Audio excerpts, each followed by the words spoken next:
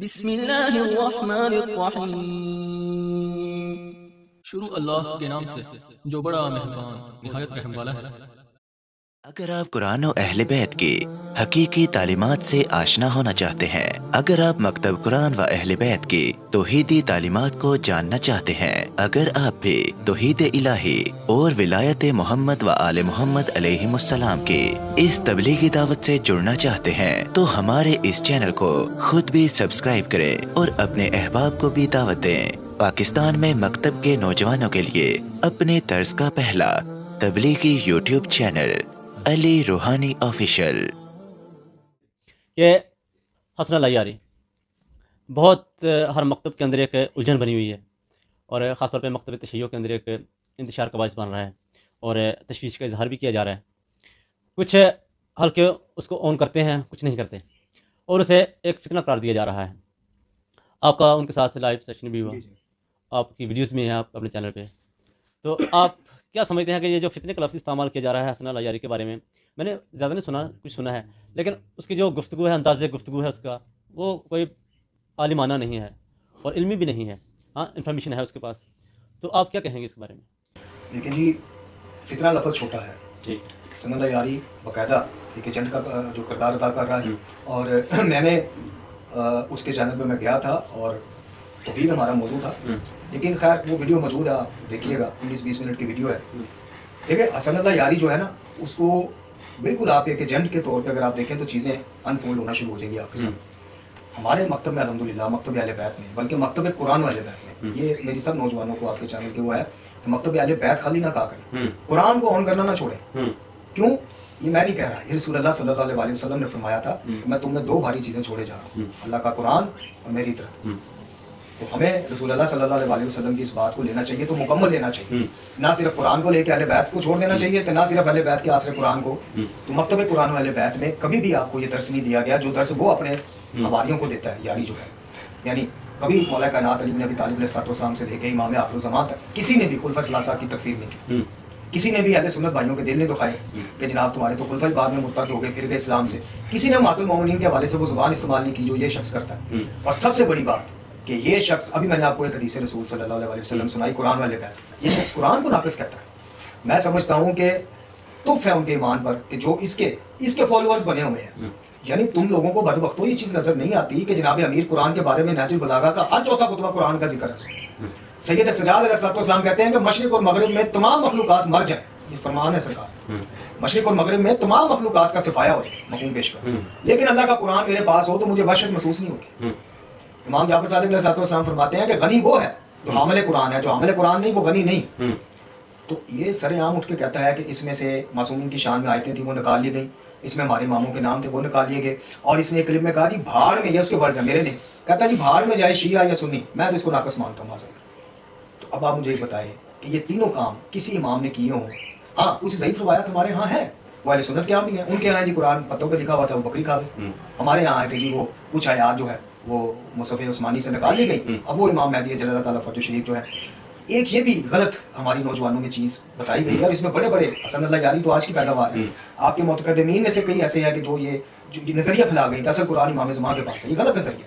इमाम ज़मान जल्लल्लाहु ताला फतह शरीफ के पास जो कुरान है उसके बाबत जो ज़्यादा से ज़्यादा चीज़ साबित होती है वो ये होती है कि वो कुरान यही है, आयात इतनी है, सूरतें यही हैं, उसकी तरतीब वो है जो मौला कायनात अली इब्न अबी तालिब अलैहिस्सलाम ने जी वो तरतीब नज़ूल के हिसाब से है।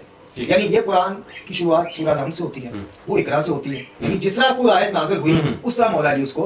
दूसरा फ़र्क ये है कि जो इमाम ज़मान के पास कुरान महफूज है, जिसे मुसफ़े फ़ातिमा भी कहा जाता है, मुसफ़े अलवी भी कहा जाता है, उसमें मौला कायनात ने हर सूरत की तफसीर और तफसील बड़ी वजाहत के साथ लिखी है।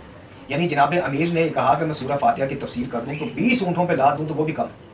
तो वो जो कहते हैं ना जी शियों का कुरान का हुजम ज़्यादा है, आयतें ज़्यादा हैं, ये भी आप जरा तहकीक करें। यानी ये एक नई चीज़ कौम में फैलाई जा रही है कि हमारे कुरान की आयतें ज़्यादा, ये कम है, क्योंकि उसका हुजम ज़्यादा है। वो हुजम ज़्यादा इस वजह से नहीं है कि शियों की कोई एक्स्ट्रा आयतें कुरान में शामिल है, माज़अल्लाह हुजम इसलिए ज़्यादा है कि कुछ रवायात के मुताबिक जनाब अमीर ने हर आयत का शान नज़ूल, उसका पस मंज़र उस तरतीब के साथ लिखा है, तो इस वजह से थोड़ा हुजम ज़्यादा, सफ़ात ज़्यादा। कुरान यही है। तो हसन अल-यारी मौजूदा दौर का एक फितना है और नौजवान जिस तेज़ी से इस फितने की तरफ राग़िब हो रहे हैं, इसको अपना आइडियल लिया, कोई इसको अहले बैत का मौज़ा कह रहा है, कोई कुछ कह रहा है। मैं तो हैरान हूँ कि जनाब ज़ैद इब्न इमाम ज़ैनुल आबिदीन अलैहिस्सलाम की तौहीन करने वाला ये शख्स जनाब मोहम्मद हनफिया फरजंद अमीरुल मोमिनीन की तौहीन करने वाला ये शख्स, इमाम जाफर सादिक अलैहिस्सलाम के 2 साहबजादगान को खुल्लम खुल्ला नासबी कहने वाला, कुरान को नाकस कहने वाला, इस शख्स के मतलब फॉलोअर्स को ये बात समझ में नहीं आती कि ये बंदा आपको सिर्फ ये फेम क्यों मिला इसको, क्योंकि जो तरबियत शियों की हुई है ना पाकिस्तान और हिंदुस्तान में खासकर, वो तरबियत ये हुई है कि सबसे बड़ा इनका हीरो, उसको वजू करना आता ना हो, उसको इस्तंजा करना आता हो या ना हो,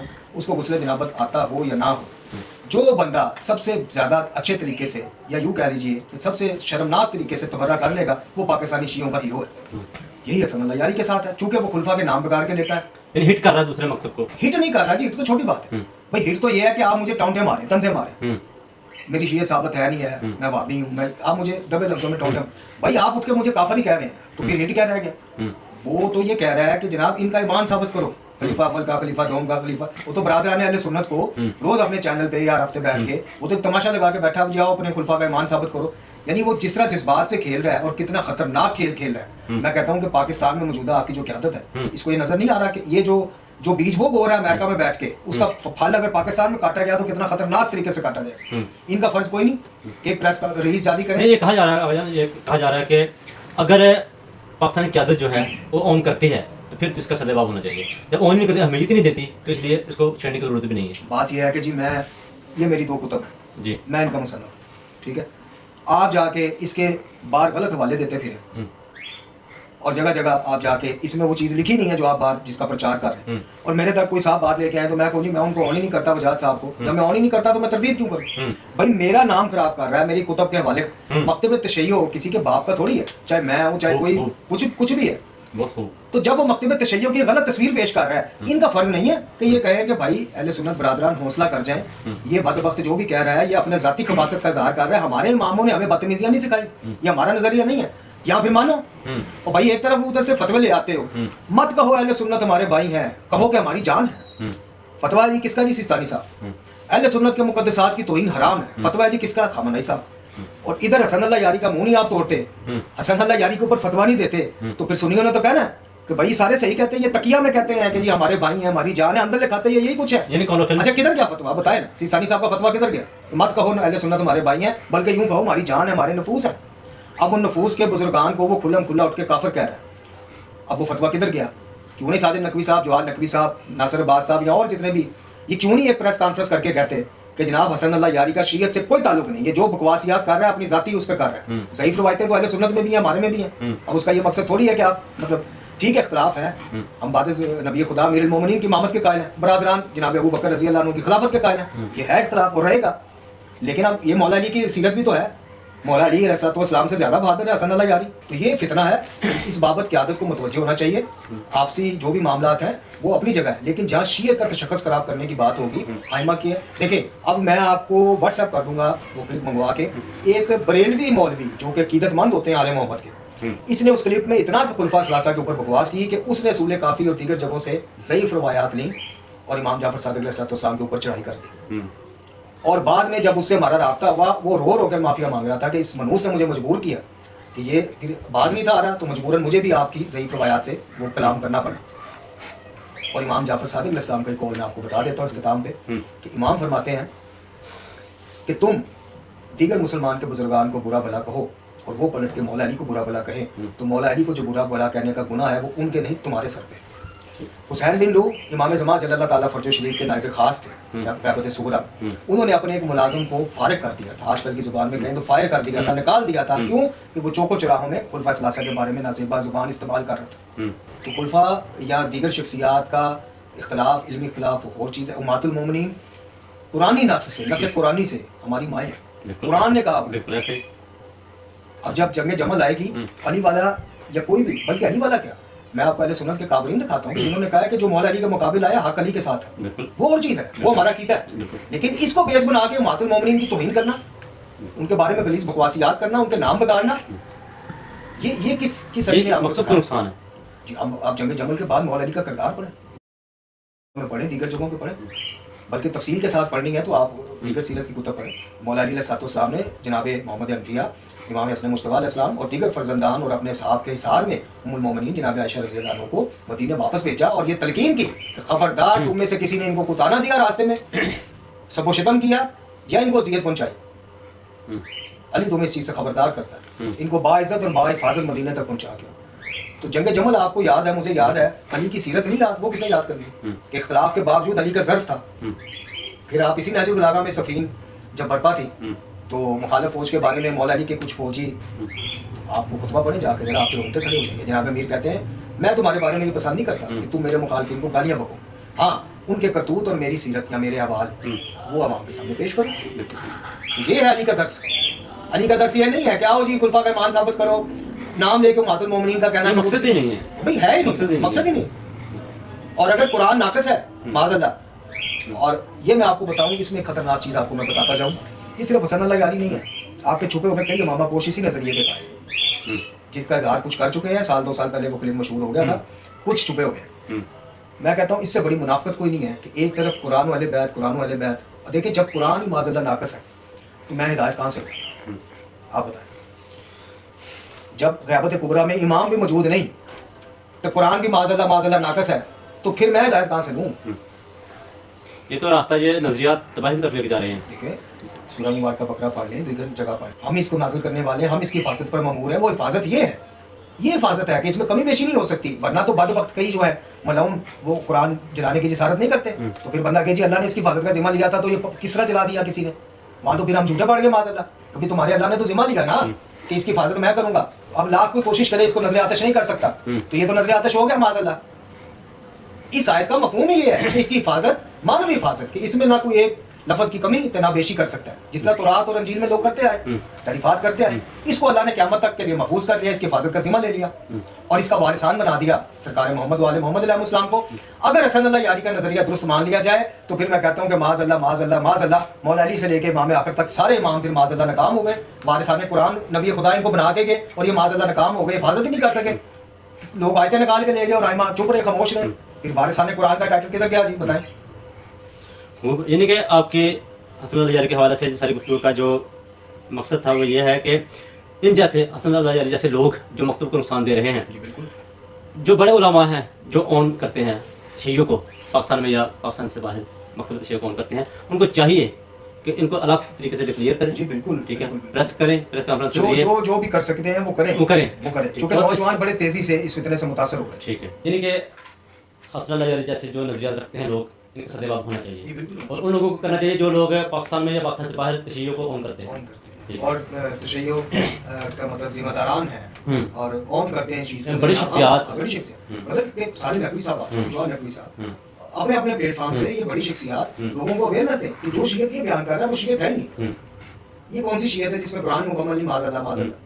ये कौन सी शियत है कि जिसमें मोहम्मद हनफिया का किरदार मशकूक कर रहा है? और ये कौन सी शियत है जिसमें इमाम ज़ैनुल आबिदीन अलैहिस्सलाम के मज़लूम बेटे जनाब ज़ैद शहीद जिनको खलीफुल कुरान कहा जाता है उनको नाज़मी डिक्लेयर कर रहा है? और ये कौन सी शियत है कि जिसमें उठ के उम्मतुल मोमिनीन समेत दीगर शख्सियात के बारे में नाज़िबा और बड़ी ज़ुबान इस्तेमाल करके दूसरे मुसलमानों के जज्बात मजरूह कर रहा है? याद रखिएगा अली बिन अबी तालिब अलैहिस्सलाम के नज़दीक, उनके नज़दीक सबसे बड़ा जुर्म जो है शिर्क या उसके बाद वो उम्मत में तफरका है।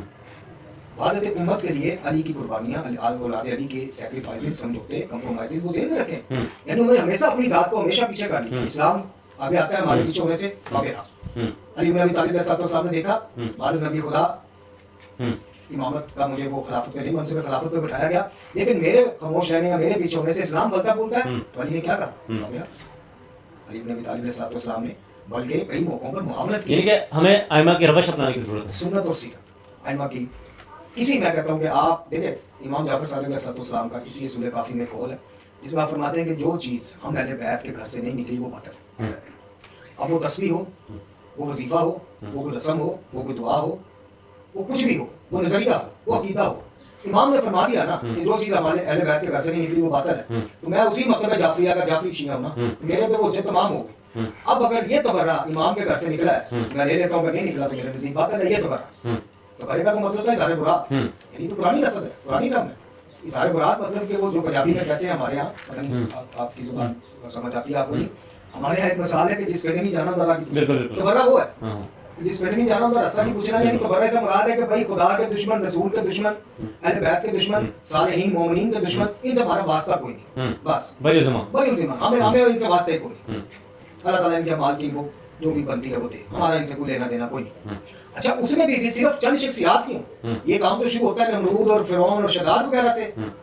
आपने चंद शख्सियात अहले सुन्नत की वो लेके वो इसमें फिट कर दी, वही ना फितना फैलाने के लिए। बिल्कुल ठीक है, बहुत शुक्रिया भाईजान, जज़ाकल्लाह। आपने हमें वक्त दिया और हमने आपके इनसे इस्तेफादा किया और हमारे जो सवाल थे आपने बहुत ऐसे तरीके से उसके जवाब कोशिश की अल्हम्दुलिल्लाह, हालांकि इसमें वक्त जो है मुकर्रर वक्त से, लेकिन मेरी कोशिश थी आप तशरीफ लाए, जहमत किया आपने, तो कोई तिशने की बाकी ना रह जाए आपको कि कोई सवाल का जवाब आपको ठीक ना मिले।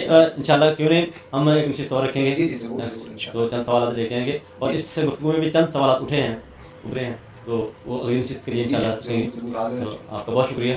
अल्लाह खैर सलामत रहे जी, अल्लाह ताला आपकी तौफीक़ात खैर में इज़ाफ़ा फरमाए और सेहत और सलामती अता फरमाए। जी नाज़रीन इकराम, हम बात कर रहे थे, ये पॉडकास्ट था अबू रहम आगाज़ रूहानी साहब के साथ।